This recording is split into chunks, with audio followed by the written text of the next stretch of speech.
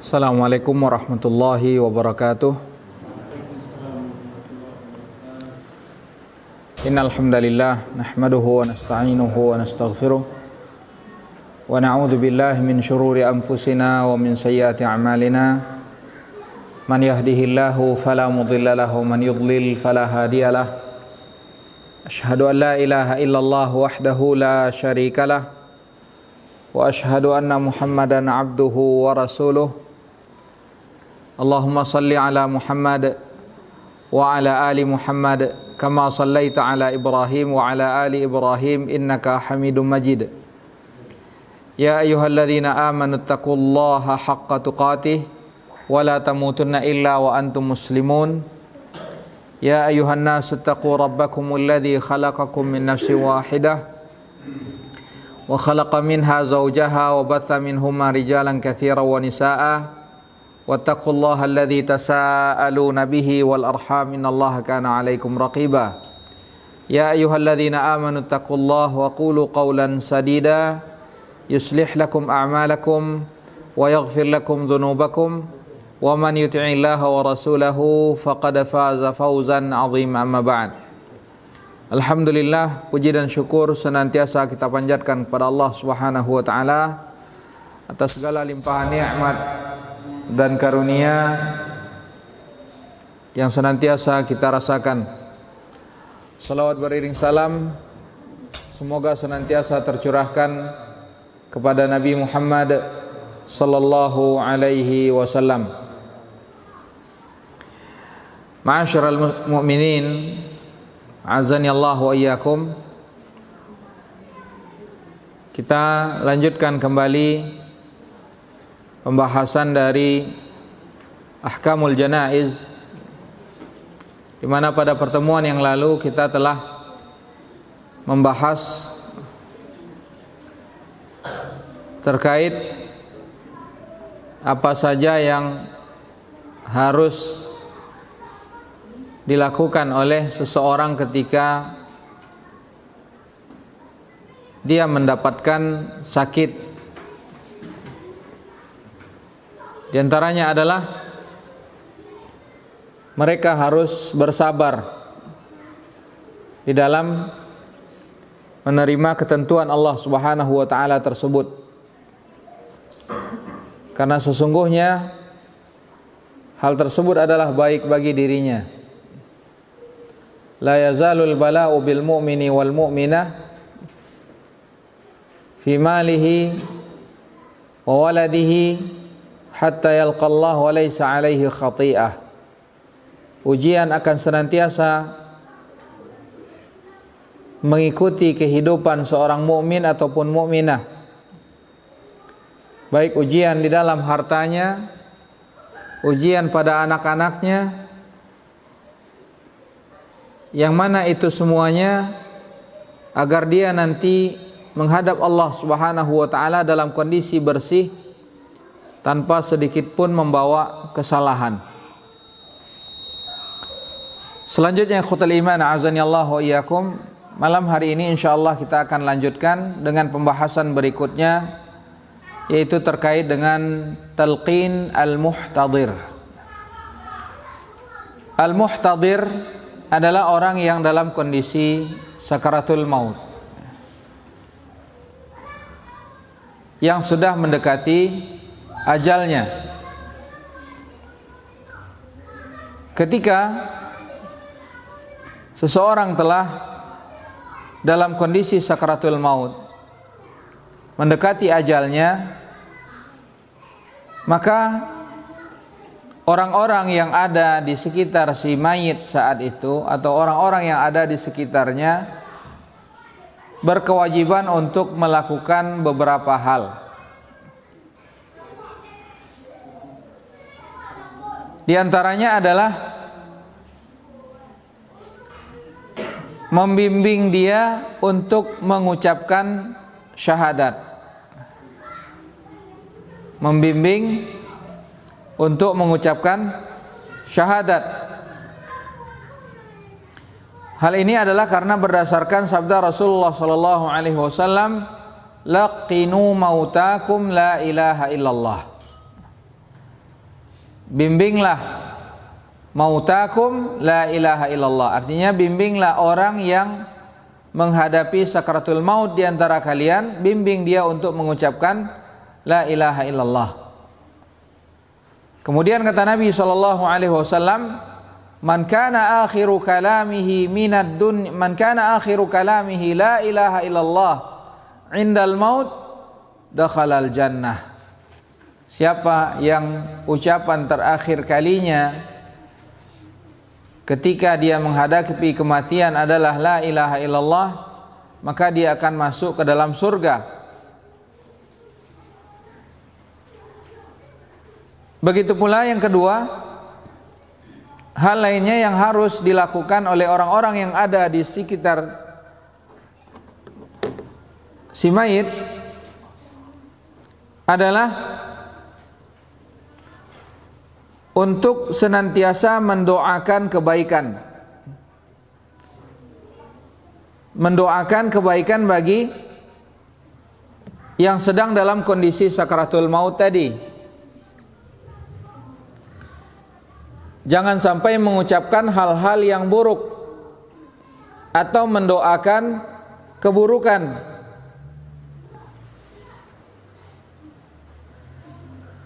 Karena Rasulullah sallallahu alaihi wasallam mengatakan, "Idza hadartumul maridha awil mayyit." Jika kalian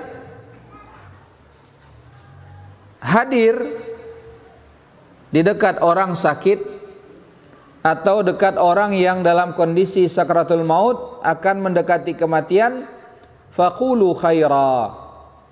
Maka ucapkanlah ucapan-ucapan yang baik. Jangan menyebutkan keburukan-keburukan terhadap si mayit atau orang yang dalam kondisi sakaratul maut tadi. Namun ucapkanlah kebaikan-kebaikan. Di antara kebaikan tersebut adalah memotivasi mereka yang dalam kondisi sakaratul maut atau yang dalam kondisi sakit tersebut, dimotivasi untuk tidak berputus asa dari rahmat Allah Subhanahu wa ta'ala.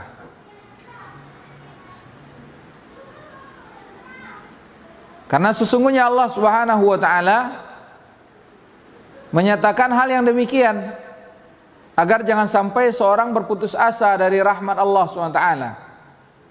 Qul li'ibadiyalladzina asrafu ala anfusihim la taqnatu min rahmatillah. Katakanlah kepada hamba-hambaku yang mana mereka berlaku zalim atas diri mereka, la taqnatu min rahmatillah, jangan kalian berputus asa dari rahmat Allah Subhanahu wa ta'ala. Bahkan Nabi sallallahu alaihi wasallam memerintahkan kita, la yamutanna ahadukum illa wa huwa yuhsinu billahi adh-dhann. Janganlah seseorang di antara kalian meninggal kecuali dalam kondisi berbaik sangka terhadap Allah Subhanahu wa taala. Di mana Nabi sallallahu alaihi wasallam pernah menjenguk seorang pemuda ketika dalam kondisi sakaratul mautnya, di mana Nabi sallallahu alaihi wasallam bertanya, "Kaifa tajid?" Apa yang engkau rasakan saat ini? Pemuda tadi mengatakan, "Ya Rasulullah, wallahi ya Rasulullah, inni akhafu dunubi, atau inni la arjullah wa inni akhafu dunubi." Wahai Rasulullah, sesungguhnya aku sangat berharap kepada Allah Subhanahu wa ta'ala. Namun di sisi lain aku amat sangat takut akan dosa-dosa yang aku perbuat. Kemudian Nabi sallallahu alaihi wasallam menjelaskan bahwa tidaklah dua perasaan ini menyatu di dalam diri seorang hamba dalam kondisi demikian, illa amanahu Allahu mimma yakhaf, illa a'tahu Allahu ma yarju wa amanahu mimma yakhaf. Melainkan Allah Subhanahu wa taala akan berikan apa yang dia harapkan dan Allah akan lindungi dia dari segala sesuatu yang dia khawatirkan. Maka kita dianjurkan untuk senantiasa berhusnudzan kepada Allah Subhanahu wa taala.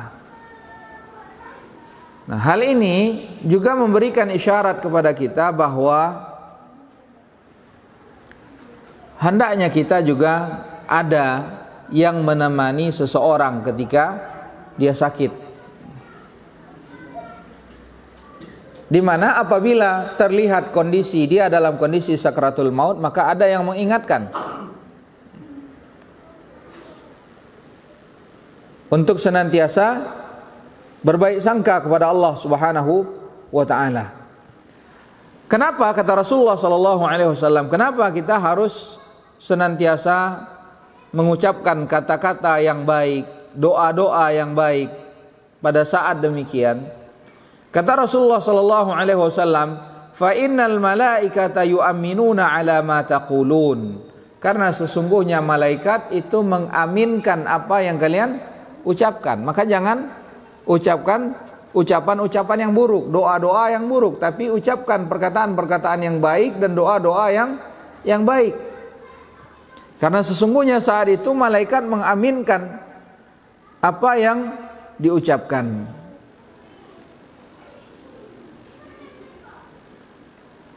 Kemudian ikhwatul iman azani Allah wa iyyakum, apa yang dimaksud dengan talqin? Ketahuilah bahwa talqin bukanlah memperdengarkan syahadat kepada orang yang dalam kondisi sakratul maut.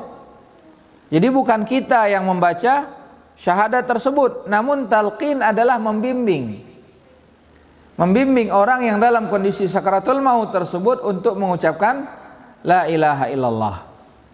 Dan perlu diperhatikan ikhwatul iman azani Allah wa iyyakum,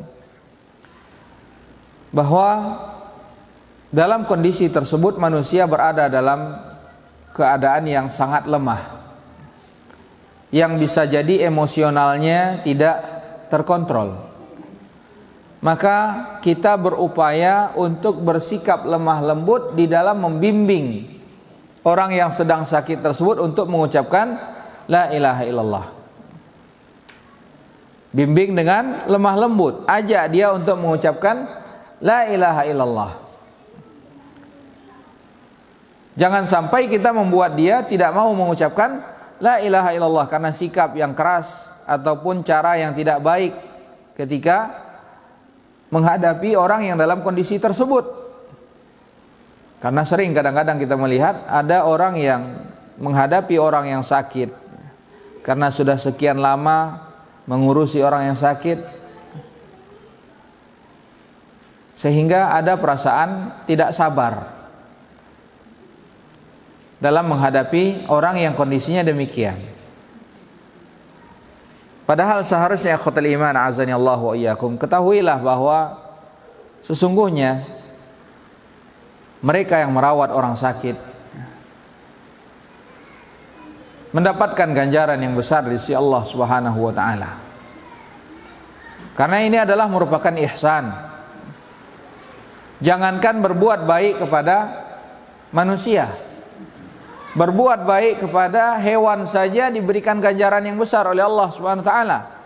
Bagaimana halnya dengan berbuat baik kepada manusia?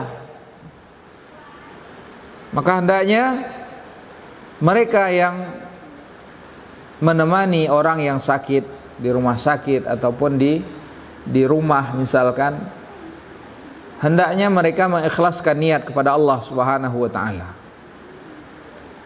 dan bersabar. Karena sesungguhnya Allah Subhanahu wa taala memberikan ganjaran yang besar terhadap orang-orang yang sabar. Dan karena al jazaa'u min jinsil amal. Saat ini mungkin dia yang merawat, bisa jadi suatu saat nanti dia pun yang akan dirawat. Fakama tadinu tudan, sebagaimana kita berbuat, maka begitu pula lah perilaku yang akan kita dapatkan. Ketika kita sabar, kita berbuat baik, maka insya Allah demikian pula lah yang akan kita dapatkan. Kita akan dipertemukan dengan orang yang sabar dalam merawat kita, orang yang senantiasa berbuat baik. Suatu ketika Rasulullah sallallahu alaihi wasallam pernah menjenguk seorang dari kalangan Ansar ketika dalam kondisi sakit. Rasulullah sallallahu alaihi wasallam berkata, "Ya Khal, qul la ilaha illallah." Faqala akhalun am'am, faqala bal khal, faqala fa khairun li in aqula la ilaha illallah. Faqala an-nabi sallallahu alaihi wasallam, "Na'am." Ketika Nabi sallallahu alaihi wasallam menjenguk salah seorang yang sakit dari kalangan Ansar, beliau berkata, "Qul au ya Khal, qul la ilaha illallah." Kata Khalun ini bermakna paman, namun dari jalur ibu. Kalau dari jalur ayah itu disebut dengan am. Karena dalam bahasa Arab ada perbedaan paman dari jalur ibu dan paman dari jalur ayah. Nah, Rasulullah sallallahu alaihi wasallam memanggil orang tersebut dengan panggilan ya Khal. Ini menunjukkan apa? Talattuf. Bagaimana Rasulullah sallallahu alaihi wasallam bersikap lemah lembut. Jadi seakan-akan orang ini walaupun mungkin tidak ada hubungan kerabat dengan Rasulullah sallallahu alaihi wasallam, namun beliau memanggil seakan-akan ada hubungan kerabat. Wahai pamanku. Seakan-akan ada hubungan kerabat. Ini untuk apa? Untuk menarik hati orang yang sedang dalam kondisi sakit tersebut, sehingga diharapkan dia mau mengikuti arahan-arahan yang hendak disampaikan. Kemudian kata Nabi SAW, "Qul la ilaha illallah." Ucapkanlah la ilaha illallah. Ini menunjukkan bahwa talqin itu adalah membimbing dan mengajak orang yang sakit atau dalam kondisi sakaratul maut itu untuk mengucapkan la ilaha illallah. Bukan kita yang mengucapkan la ilaha illallah, tapi kita meminta, mengajak orang tersebut untuk mengucapkan la ilaha illallah. Kemudian orang tersebut pun berkata, "Fa khairun li an aqula la ilaha illallah." Apakah kebaikan yang akan aku dapatkan jika aku mengucapkan la ilaha illallah? Nabi SAW menjawab, "Na'am, iya. Engkau akan mendapatkan kebaikan." Kemudian adapun membaca surat Yasin pada saat demikian di sisi orang yang sedang sakaratul maut atau mengarahkannya ke arah kiblat, tidak ada hadis sahih yang menunjukkan hal tersebut. Tidak ada hadis yang sahih yang mengajarkan untuk membaca surat Yasin di sisi orang yang tengah sakaratul maut. Sebagaimana tidak juga ada hadis sahih petunjuk dari Rasulullah sallallahu alaihi wasallam yang memerintahkan untuk mengarahkan si mayit itu ke arah kiblat. Bahkan Sa'id Ibnul Musayyib rahimahullahu taala, beliau mengatakan, Sa'id Ibnul Musayyib adalah salah seorang tabi'in, bahkan merupakan kibarut tabi'in, ulamanya para tabi'in. Beliau mengatakan, "Alaisal mayyitu mra'an musliman?"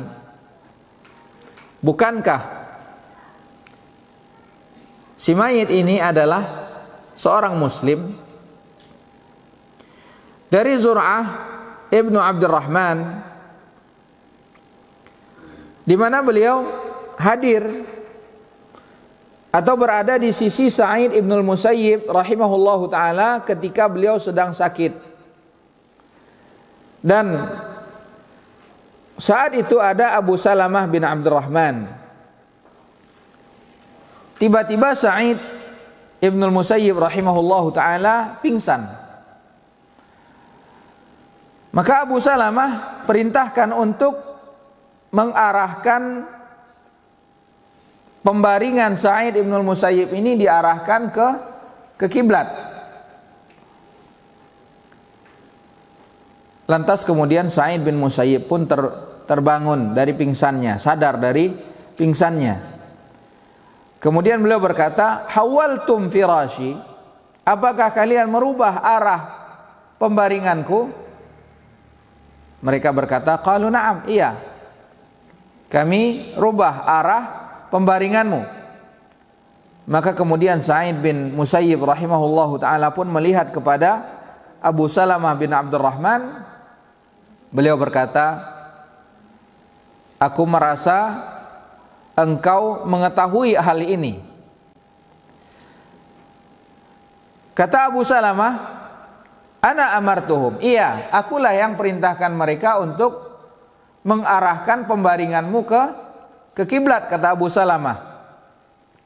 Maka kemudian Sa'id bin Musayyib pun memerintahkan untuk mengembalikan posisi awal dari ranjang beliau. Ini Sa'id Ibnul Musayyib rahimahullahu ta'ala, seorang ulama dari kalangan tabi'in.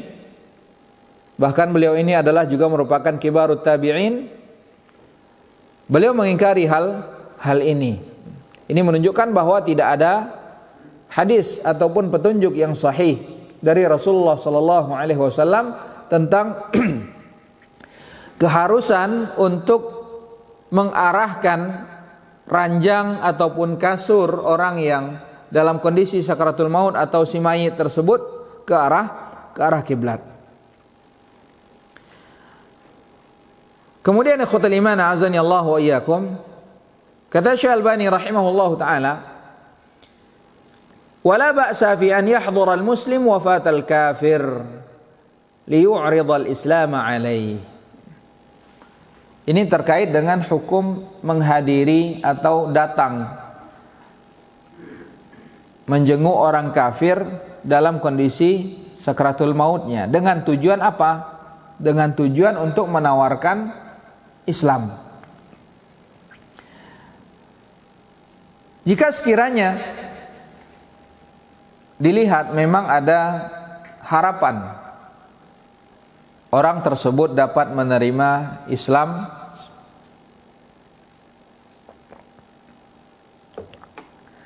maka boleh hukumnya bagi seorang muslim untuk hadir saat itu untuk mengajaknya masuk ke dalam agama Islam. Ini berdasarkan hadis Anas bin Malik radhiyallahu an, di mana beliau mengatakan, "Kana ghulamun yahudiyyun yakhdimun Nabi sallallahu alaihi wasallam." Ada seorang pemuda Yahudi yang mana pemuda ini dahulunya senantiasa melayani Rasulullah sallallahu alaihi wasallam. Ada seorang pemuda Yahudi yang melayani Rasulullah sallallahu alaihi wasallam. Ini menunjukkan apa? Menunjukkan salah satu faidahnya adalah boleh bermuamalah dengan orang kafir. Di mana di sini ada seorang pemuda Yahudi yang beliau ini atau dia ini senantiasa dahulunya melayani Rasulullah sallallahu alaihi wasallam. Famaridha. Dan kemudian ternyata pemuda ini sakit. Fa'atahu Nabi sallallahu alaihi wasallam ya'uduhu. Kemudian Nabi sallallahu alaihi wasallam datang menjenguk pemuda Yahudi yang sakit tersebut. Faqa'ada 'inda ra'sihi, dan beliau pun duduk di sisi kepalanya. Lihat, ini adalah salah satu sikap yang dilakukan oleh Rasulullah sallallahu alaihi wasallam untuk menarik, melunakkan hati seseorang. Rasulullah sallallahu alaihi wasallam duduk di sisi kepalanya. Faqala lahu, kemudian Rasulullah sallallahu alaihi wasallam berkata kepada pemuda Yahudi ini, "Aslim." masuklah ke dalam agama Islam. Rasulullah sallallahu alaihi wasallam mendatangi seorang Yahudi menawarkan untuk masuk ke dalam agama Islam. Fanadhara ila abihi wa huwa indahu. Seketika itu pemuda Yahudi tadi melihat ke ayahnya yang saat itu juga ada di sisinya. Dia melihat ke ayahnya, meminta pandangan bagaimana kira-kira apa yang harus dia lakukan menghadapi tawaran dari Rasulullah sallallahu alaihi wasallam. Kemudian faqala lahu ati' Abul Qasim. Kemudian ayahnya pun berkata, taatilah, ikutilah apa yang diperintahkan oleh Abul Qasim, yaitu Nabi Muhammad sallallahu alaihi wasallam. Fa aslama. Maka kemudian pemuda itu pun mengikuti apa yang diperintahkan oleh Rasulullah sallallahu alaihi wasallam dan dia masuk Islam. Kemudian Rasulullah sallallahu alaihi wasallam keluar dan beliau pun mengatakan, alhamdulillahilladzi anqadhahu minan nar. Segala puji bagi Allah Subhanahu wa taala yang telah menyelamatkan dia dari api neraka. Ketika pemuda tersebut meninggal dunia, Rasulullah sallallahu alaihi wasallam mengatakan, "Shallu ala sahibikum." Salatkanlah sahabat kalian ini. Ikhwatal iman azani Allah wa iyyakum. Hadis Anas bin Malik radhiyallahu anhu ini menunjukkan bahwa boleh seseorang itu mendatangi orang kafir ketika dia sedang sakit untuk mengajaknya masuk ke dalam agama Islam. Jika sekiranya memang ada maslahat yang diharapkan. Kemudian pembahasan berikutnya adalah ma'alal hadirina ba'da mautih. Setelah benar-benar jelas orang yang tadi sakaratul maut itu meninggal, apa yang harus dilakukan oleh orang-orang yang ada saat itu. Orang-orang yang ada di sekitarnya ketika telah jelas bahwa orang ini telah meninggal dunia, apa yang harus mereka lakukan? Yang pertama,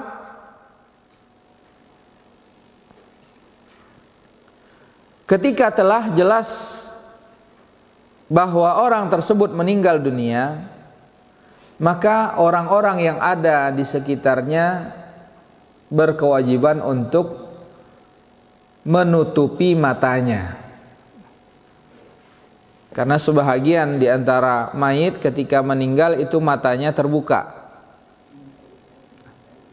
Maka orang yang ada saat itu mereka berkeharusan untuk atau diharuskan untuk menutupkan mata yang terbuka tersebut dan mendoakan kebaikan bagi orang yang meninggal tersebut. Ini yang pertama. Mata yang terbuka itu ditutup dengan tangan. Kemudian doakan kebaikan bagi orang yang meninggal. Dan perlu diketahui ikhwatal iman azani Allah wa iyyakum bahwa mata yang terbuka atau mungkin terlihat seperti mata yang terbelalak itu tidak mesti pertanda bahwa si mayit ini adalah orang yang buruk. Orang yang meninggal dengan kondisi mata terbuka itu tidak mesti menunjukkan bahwa ini adalah orang yang buruk. Karena Nabi sallallahu alaihi wasallam dalam hadis Ummu Salamah radhiyallahu anha mengatakan, dakhala Rasulullah sallallahu alaihi wasallam ala Abi Salamah wa qad syaqqa basaruhu. Rasulullah sallallahu alaihi wasallam datang masuk melihat Abu Salamah. Dan saat itu waqad syaqqa basaruhu. Mata Abu Salamah sudah tidak bisa tertutup lagi, artinya terbuka. Ketika beliau meninggal, mata beliau terbuka. Fa aghmadahu. Kemudian Rasulullah sallallahu alaihi wasallam memejamkan mata Abu Salamah yang terbuka tersebut. Beliau usap dengan tangannya, beliau pejamkan mata Abu Salamah radhiyallahu an. Kemudian Rasulullah sallallahu alaihi wasallam mengatakan, "Innar ruha idza qubida tabi'ahul basar." Sesungguhnya ruh manusia apabila dia dicabut, maka mata pun akan turut mengikuti, melihat kemana ruh itu keluar. Innar ruh idza qubida tabi'ahul basar. Mata akan mengikuti kemana ruh itu ketika dia keluar. Sehingga ketika ruh itu sudah keluar keseluruhannya, maka mata itu tidak kembali dapat menutup seperti sedia kala, karena sudah tidak ada ruh lagi di dalam jasadnya. Nah, ini kata Nabi sallallahu alaihi wasallam. Fadajja nasun min ahli. Setelah itu keluarga Abu Salamah radhiyallahu an gaduh. Kemudian Nabi sallallahu alaihi wasallam mengatakan, la tad'u ala anfusikum illa bi khair. Jangan kalian mendoakan atas diri kalian kecuali kebaikan. Di sini Nabi sallallahu alaihi wasallam mengajarkan kita juga untuk apa? Bersabar di dalam menghadapi apa yang diberikan oleh Allah Subhanahu wa taala. Karena ada sebahagian yang kita lihat ketika ditimpa musibah, ada salah seorang kerabat yang meninggal dunia. Ada di antara mereka yang memukul-mukul mukanya, ada yang menjambak-jambak rambutnya, ada yang merobek-robek pakaiannya, ada yang tidak dapat mengendalikan emosinya sehingga berbagai macam ucapan yang terlontar dari mulutnya. Kadang-kadang justru ucapan-ucapan yang buruk, mendoakan keburukan untuk dirinya. Kenapa Allah SWT tidak mencabut nyawaku, dan ucapan-ucapan lainnya yang menunjukkan ketidaksabaran dalam menghadapi takdir Allah Subhanahu wa taala. Ini adalah perkara-perkara yang tidak diperbolehkan. Justru Nabi sallallahu alaihi wasallam mengajarkan kepada kita, wala tad'u ala anfusikum illa bi khair. Janganlah kalian mendoakan atas diri kalian kecuali hal-hal yang baik. Dan ini tentu tidak dapat dilakukan kecuali oleh orang-orang yang dapat mengendalikan dirinya.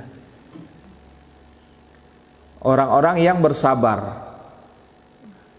Makanya di antara hal yang diajarkan oleh Rasulullah sallallahu alaihi wasallam, yang diajarkan oleh Allah Subhanahu wa taala ketika kita mendapatkan musibah, di antaranya adalah musibah kematian, kita dianjurkan untuk mengucapkan kalimatul istirja', yaitu mengucapkan inna lillah wa inna ilaihi raji'un. Ini disebut dengan kalimat istirja'. Kalimat ini ikhwatul iman azani Allah wa iyyakum memiliki pengaruh yang sangat kuat kalau sekiranya kita mau merenungi makna yang terkandung di dalamnya. Ketika kita merenungkan bahwa inna lillah, sesungguhnya kita ini semuanya adalah milik Allah Subhanahu wa taala. Wa inna ilaihi raji'un, dan kita pun akan kembali kepada Allah Subhanahu wa taala, dan Allah akan memberikan balasan ketika kita menghadap Allah.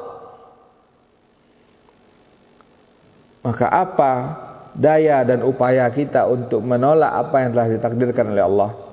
Tentu tidak layak bagi kita untuk menolak apa yang telah ditakdirkan oleh Allah, karena kita adalah milik Allah SWT.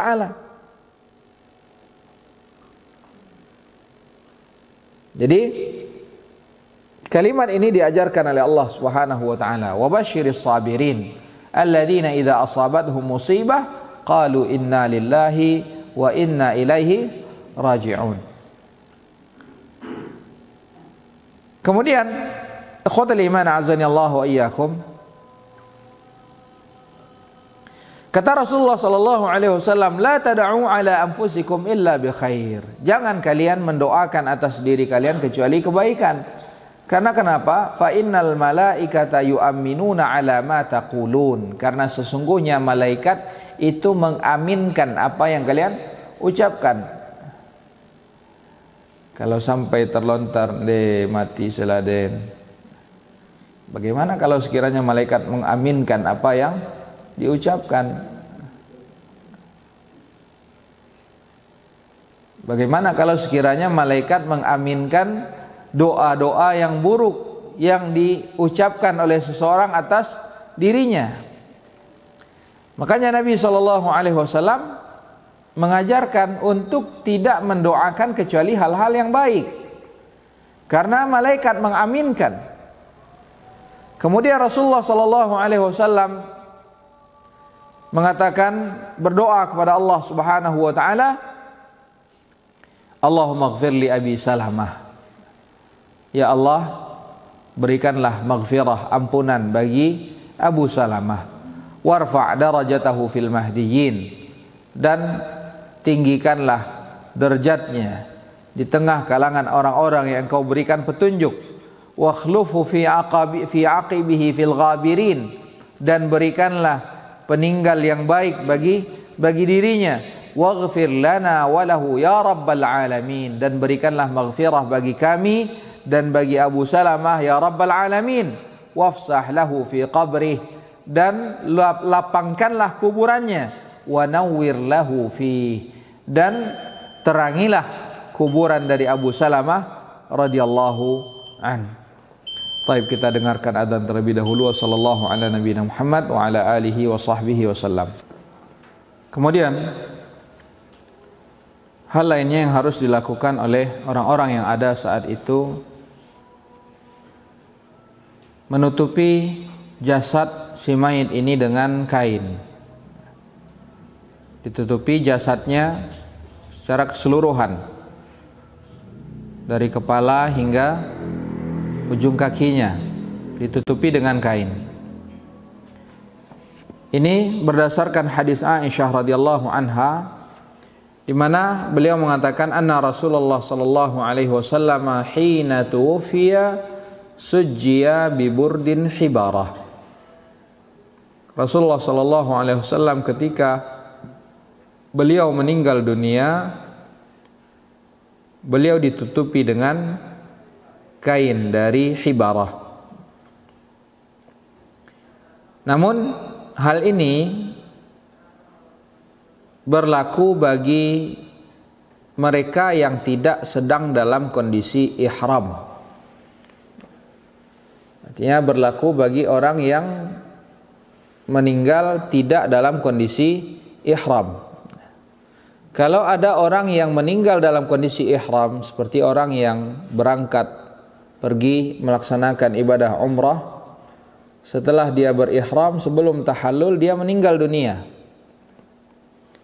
baik dalam ibadah umrah atau dalam ibadah hajinya, maka orang yang meninggal dalam kondisi ihram tersebut, dia tidak boleh ditutupi kepalanya jika sekiranya dia adalah seorang laki-laki. Karena kenapa? Karena orang yang dalam kondisi ihram, laki-laki yang dalam kondisi ihram itu tidak diperbolehkan untuk menutupi kepalanya. Maka mereka yang meninggal dalam kondisi ihram juga berlaku atasnya mahdhuratul ihram. Segala sesuatu larangan yang dikenakan kepada orang yang dalam kondisi ihram.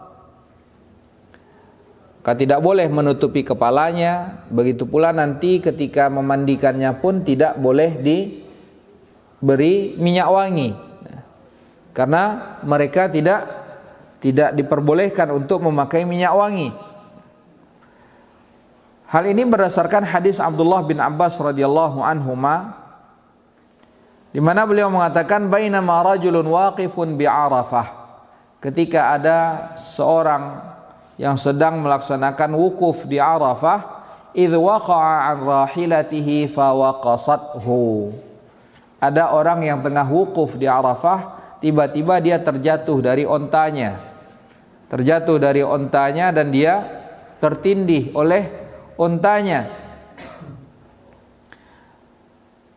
Hingga akhirnya dia meninggal dunia. Kemudian Nabi SAW mengatakan, "Ighsiluhu bima'in wasidr." Mandikan dia dengan air dicampur dengan daun bidara. Wa kafinuhu fi thawbain. Dan kafanilah dia dengan menggunakan 2 helai kain. Wala tuhannituhu. Dan jangan beri dia wewangian. Wala tukhammiru ra'sah. Dan jangan pula ditutupi kepalanya. Fa innahu yub'atsu yaumal qiyamati mulabbiya. Karena dia nanti akan dibangkitkan oleh Allah SWT pada hari kiamat dalam kondisi sedang bertalbiyah. Jadi karena dia meninggal dalam kondisi ihram, maka begitu pula lah dia nanti akan dibangkitkan oleh Allah Subhanahu wa taala juga dalam kondisi tersebut. Maka tetap berlaku baginya mahdhuratul ihram. Maka tidak boleh ditutup kepalanya. Kemudian hal lainnya yang juga harus dilakukan oleh orang-orang saat itu adalah menyegerakan penyelenggaraan jenazahnya. Jika sudah benar-benar dipastikan kematian orang tersebut, maka harus disegerakan penyelenggaraannya. Ini berdasarkan hadis Abu Hurairah radhiyallahu an, di mana Nabi SAW mengatakan, "Asri'u bil janazah." Asri'u bil janazah. Segerakanlah penyelenggaraan jenazah. Fa innaha intaku khairan, karena jika sekiranya jenazah ini adalah jenazah yang baik, fa khairun tuqaddimunahu ilaih, maka dengan kalian menyegerakan penyelenggaraan jenazahnya, maka sungguh kalian telah menyegerakan orang ini untuk mendapatkan kebaikan yang menunggunya.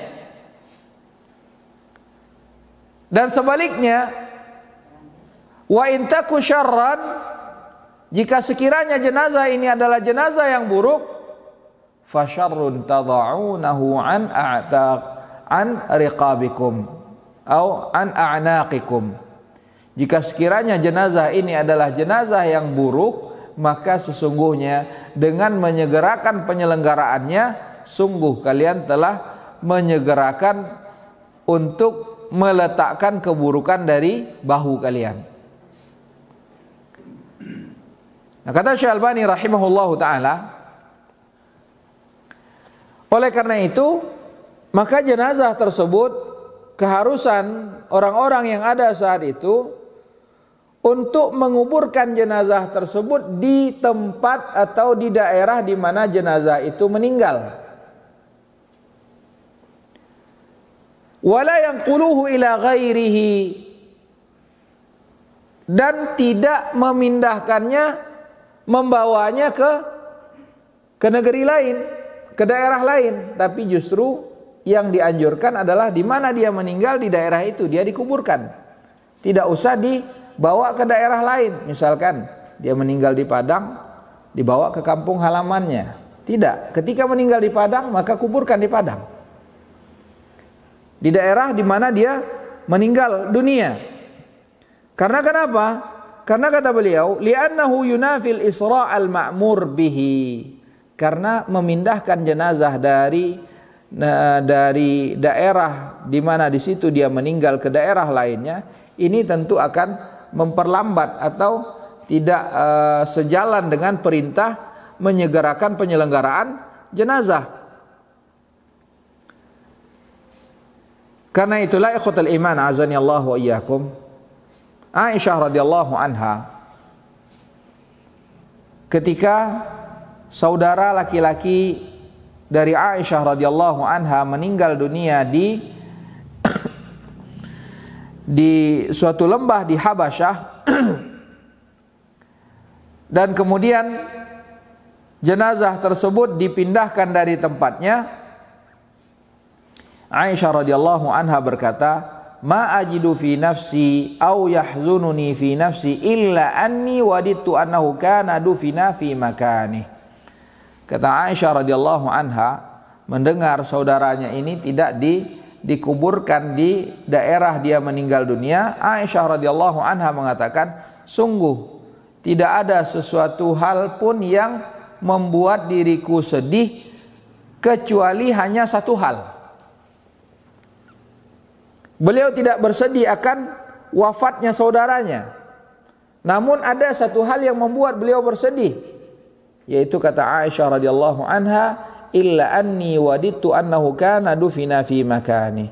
Sungguh sebenarnya aku berharap agar dia itu dikuburkan di daerah dia meninggal dunia. Ini kata Aisyah radhiyallahu anha. Al-Imam An-Nawawi rahimahullahu taala di dalam kitab Al-Adhkar, beliau mengatakan, idza awsa bi an yunqal ila baladin akhar la tunaffadh wasiyatuhu.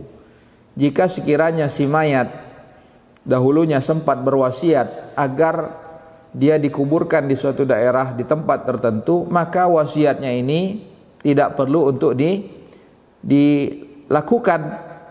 Fa inna an-naqla haramun 'ala al-madhhab as-sahih al-mukhtar. Karena sesungguhnya hal ini diharamkan menurut pendapat yang sahih, kata beliau. Wa sarraha bihi al-muhaqqiqun. Dan ini adalah pendapat yang dipegang oleh sebahagian besar dari para ulama, yang dijelaskan oleh para peneliti. Kemudian akhwatul iman azani Allah wa iyyakum, setelah itu hendaknya menyegerakan pelunasan hutang-hutang yang ditinggalkan oleh si mayit. Dan hutang ini, pelunasan ini adalah salah satu kewajiban yang diambil dari harta si mayit. Jadi ketika si mayat itu meninggal dan dia meninggalkan harta, maka ada 4 hal yang terkait dengan hartanya ini. Pertama adalah penyelenggaraan jenazahnya, itu diambil dari harta yang dia tinggalkan. Kemudian yang kedua adalah hutangnya, juga diambil dari harta yang dia tinggalkan. Kemudian wasiatnya, jika ada dia berwasiat, maka wasiatnya ini ditunaikan dari harta yang dia tinggalkan tersebut. Dan wasiat ini tidak boleh lebih dari 1/3.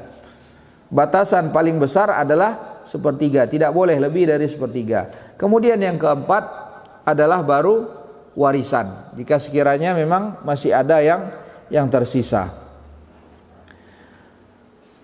Karena itulah ikhwatul iman azani Allah wa iyyakum, perkara hutang ini adalah merupakan perkara yang sangat berat. Bahkan awal-awalnya dahulu Rasulullah SAW tidak mau menyolatkan seseorang karena dia meninggal dalam kondisi meninggalkan hutang. Karena itulah hendaknya kita tidak bermudah-mudah di dalam berhutang, baik hutang secara personal antara individu dengan individu, atau hutang ke lembaga-lembaga. Karena saat ini yang namanya leasing itu sangat menjamur. Orang sangat mudah sekali untuk kredit. Ketahuilah kredit itu juga termasuk hutang. Jadi ini adalah hal-hal yang seharusnya kita perhatikan. Hendaknya kita saling menasihati untuk tidak bermudah-mudah di dalam mengambil hutang. Ikhwatul iman azani Allah wa iyyakum, ini pembahasan kita pada malam hari ini. Insyaallah taala pada pertemuan yang akan datang kita akan lanjutkan dengan pembahasan berikutnya. Mudah-mudahan apa yang kita sampaikan ini dapat bermanfaat bagi kita semuanya. Ja'alallahu wa iyyakum mimman yastami'ul qawla fayattabi'u ahsanah. Wa sallallahu ala nabiyyina Muhammad wa ala alihi wa sahbihi wa sallam.